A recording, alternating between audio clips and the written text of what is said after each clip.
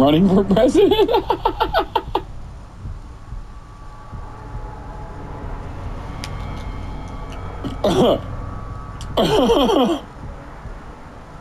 Yeah.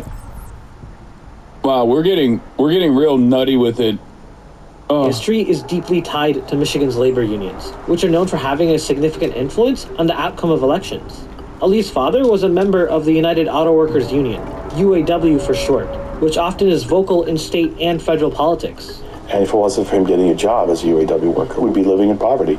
And that's why I'm 100% supporter of labor. I march with them. I do whatever I can to be a part of the union. You can't live in this area without being in some form impacted by the UAW. The union endorsed Kamala Harris for president, but also called for a permanent ceasefire in Palestine and Israel. We're the grandkids and children of the UAW. And by calling for an immediate ceasefire, the UAW did stand up and do the right thing. And we're hoping that UAW continues to influence the administration. While the majority of UAW members voted for Joe Biden in 2020, it's unclear how its endorsement will influence the upcoming election. We want a president that's going to tell someone like Netanyahu, you don't own the United States Congress, and we need the American people to regain the power that has been lost. We need our country back. That's the problem here. Is she that person? I don't know. And that sentiment of "I don't know" is what we heard a lot at ArabCon. It's a time in history in American politics where we're choosing from the bottom of the barrel. It's so funny. I mean, it's not funny, actually. It's very sad that, like, all of these people just want to vote for the Democratic Party. They're like, please, just, like, throw me a fucking bone. And the Democrats are like, nah, you're filth. You're nothing. We'll kill your families, and there's nothing you can say or do about it.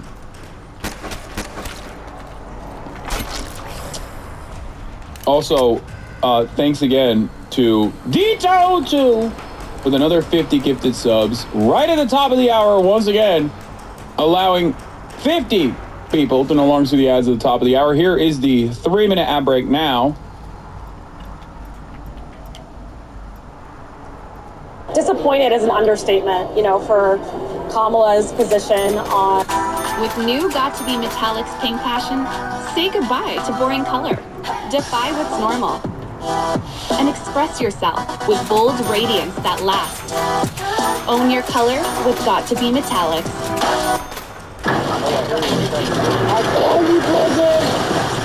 Let's do it. Let's push it.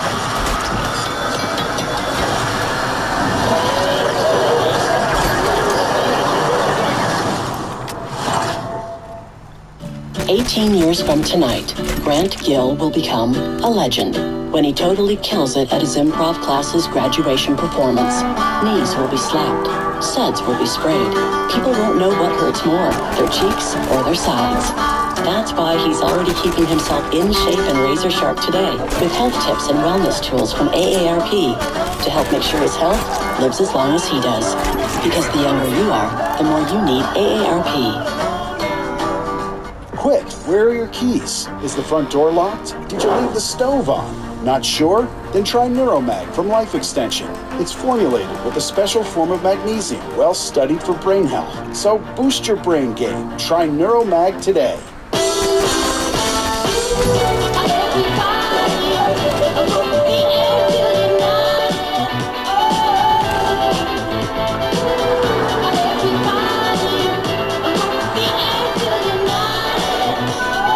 Class-leading safety features at every turn. A Hyundai Tucson. Get 1.99% APR for 60 months on the Hyundai Tucson or Tucson Hybrid. See your Colorado Hyundai dealer. I'm a competitor, an athlete, but I came in 8th out of 55,000 in the Peloton class. And there's one thing worse than coming in 8th. Coming second best to your brother. Look who's joining us for my favorite part of the day. Cheerios are his love language. Well, yeah, they can help lower cholesterol. Okay, I love it. My love language is Portuguese. I don't understand it, but I love how it makes me feel.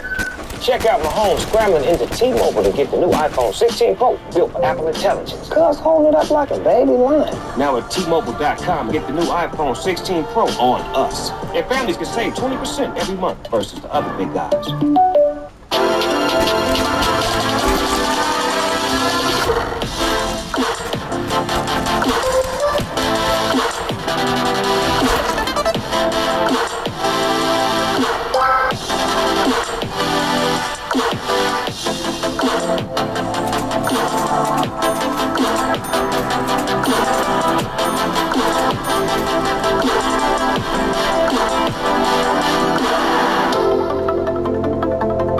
President Harris and former President Trump are focusing on the crucial swing states and nearly crossing paths. Harris bringing in some big names this weekend, while Trump campaigns in Pennsylvania. And ABC News White House correspondent Mary Alice Parks is following it all, and she leads us off this morning. Good morning, Mary Alice. Hey, good morning, Gio. That's right. Harris is set to appear this weekend with musicians Lizzo and Usher. She's really been picking up the pace of her campaign. Both candidates had multiple stops throughout Michigan yesterday. At one point, they were both in Detroit, tailoring their message to the auto industry. With just 17 days to go until Election Day, former President Trump and Vice President Harris crisscrossing the state of Michigan. Harris sharpening her attacks. He makes big promises, and he always fails to deliver. Calling Trump out for refusing to debate her again. If you are exhausted on the campaign trail, it raises real questions about whether you are fit for the toughest job in the world. Trump pushing back. I've gone 48 days now without arrest, and I've got that loser who doesn't have the energy of a rabbit. Polls show Michigan a total toss-up. In 2016, Trump won the state by fewer than 10,000 votes, but lost in 2020 by over 150,000 votes. Both candidates focusing on the future of the auto industry. Harris meeting with auto worker union members in Lansing, Michigan. We will ensure that the next generation of breakthrough. Do you think the Arab Dems, non-Arab Dems, will hold it against the Arab population if Trump wins? This is what you voted for? Good luck being rounded up and deported type attitude? Yes, they're already saying that. It's wild, like, the way that they fucking say it, like, so openly. They'll just straight up be like,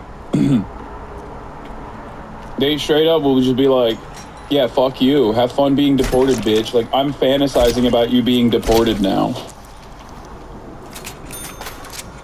It's like, how are you any different? You should be fighting by my side if you actually cared about it. Like, what the fuck?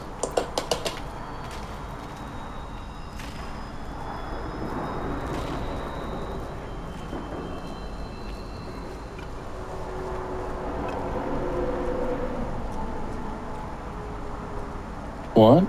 No call for civil rights style riots, massive disobedience, and wide strikes, nor literally the only person who at least calls it a genocide? The only person who at least calls it a genocide? What else is possible to achieve? Sing? This whole time you've avoided talking about her like she's Voldemort, man? I don't understand why. What?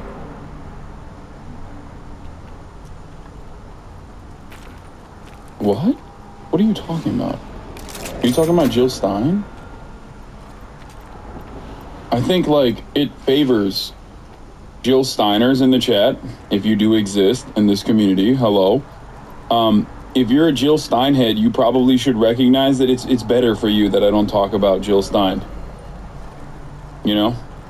To the Stein heads in the chat. I am not particularly fond of Jill Stein. I think she is opportunistic. I think she only comes around every fucking 4 years. That's it. I don't care. I don't care enough to talk about Jill Stein. A person who only seemingly just like fucking comes out of a vat every 4 years to be like, remember me? You should vote for me as the alternative.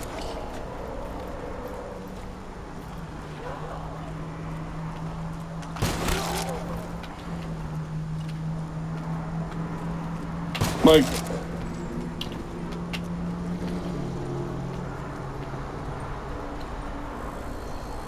if she was a more serious person,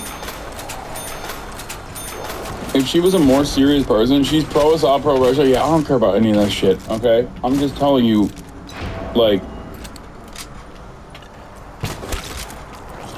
if she cared about this, if she cared about, like, actually building a momentum, she would be working on the off season, okay?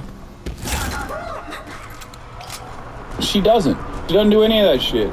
She has no motion. She has no juice, okay? She is deeply unserious.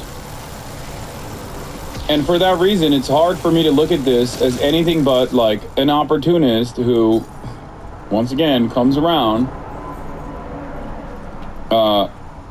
exclusively to be like, see, remember me? And that's why it's a spectacular failure as well. Like, if you wanted to actually reach a certain level of prominence, you would be working round the clock.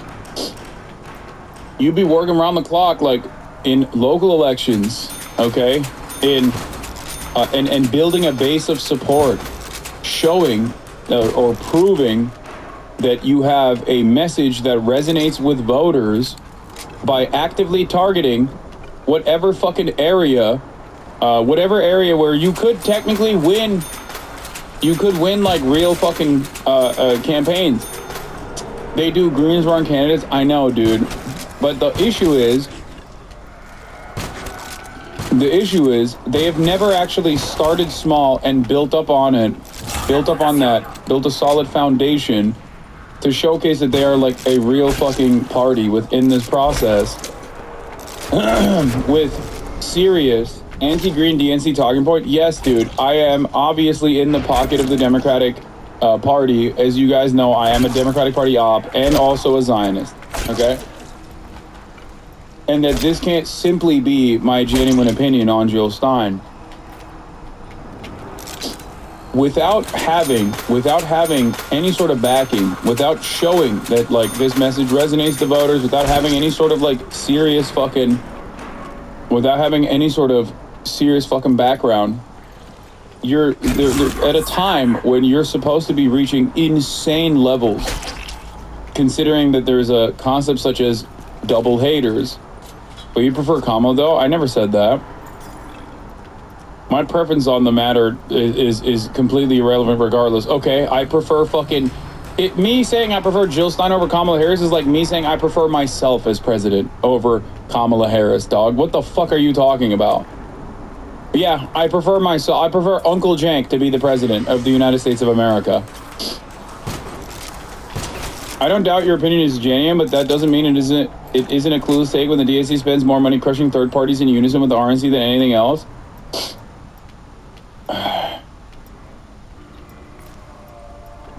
This is the same fucking loser shit that Bernie Dead Enders ran into. Okay? Sorry, at the end of the day, you know what the fucking situation looks like. So you have to set up against it.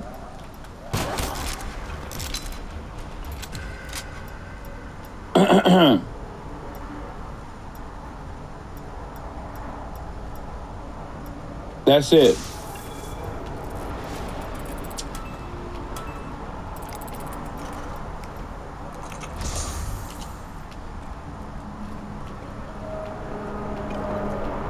As a 2016 Jill Stein voter, Bernie Dead Ender, you are the most correct. Like, there were a lot of issues with Bernie Sanders' campaign, specifically, like, yes, the entire situation was designed against him, okay? But it's obvious that his method failed the first time, and his method failed the second time as well, in terms of, like, grassroots mobilization and drawing out turnout. I don't care. If you want to vote for Jill Stein, go ahead. I'm just not going to hype Jill Stein up. That's what I'm saying. I don't think people understand that, which is really interesting because they literally treat this in the same fucking intensity, which is kind of funny, that the Democratic Party blue MAGA people get mad at me over for saying that exact same thing about fucking Kamala Harris. Okay? As long as you're not voting for Donald Trump, I don't give a shit. Don't vote for Donald Trump. Okay? Do not vote for Donald Trump. My statements and my sentiment on the matter is utterly irrelevant. You cannot outflank an entire fucking national campaign with billions of dollars in their war chest by being a Twitch streamer that says, I don't really like this, or I really like this. You can't move the needle in any capacity. As a matter of fact, if I was a fucking grifter, you think the Democratic Party wouldn't love to have me on their side? Are you kidding me? I'm the largest fucking leftist content creator in North America. They would die over this. They would be fantastic. They would be so excited. If I was a fucking grifter, I'd be like, oh, I'm Mamala. I'm on the Mamala train. I'm coconut pilled all the way until fucking November.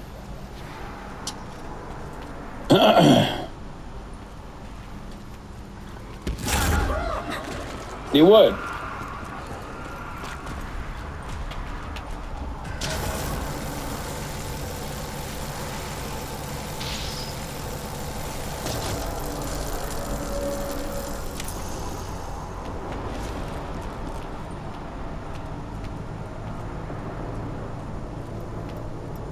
My point is,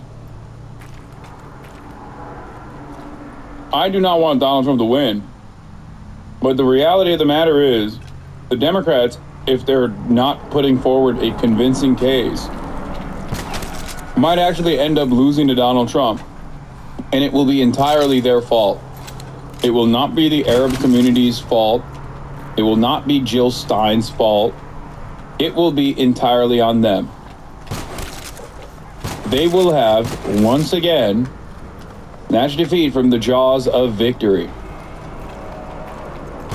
From advanced batteries to electric vehicles are not just invented, but built right here in America by American union workers.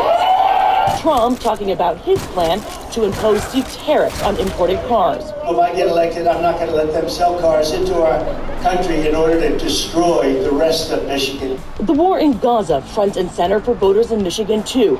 The state has one of the largest Arab American populations in the country. Trump commenting on Israel killing Hamas leader Yahya Sinwar, praising Israel's Prime Minister Benjamin Netanyahu for the war, quote, moving along pretty good. He's doing a good job. Biden is trying to hold him back. Harris telling her crowd outside Detroit Sinwar's death should be a turning point.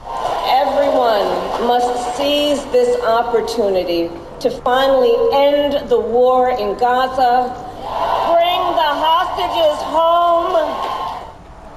Now, early in-person voting starts in some places in Michigan this weekend. In more than 20 states, people can already go now in person to vote. And a big win for North Carolina. That state this week breaking its early turnout record for its first day of early in-person voting. The head of the State Board of Elections there saying that it was a sign that people trust the election, that voters are energized, and that the hurricane there will not stop them.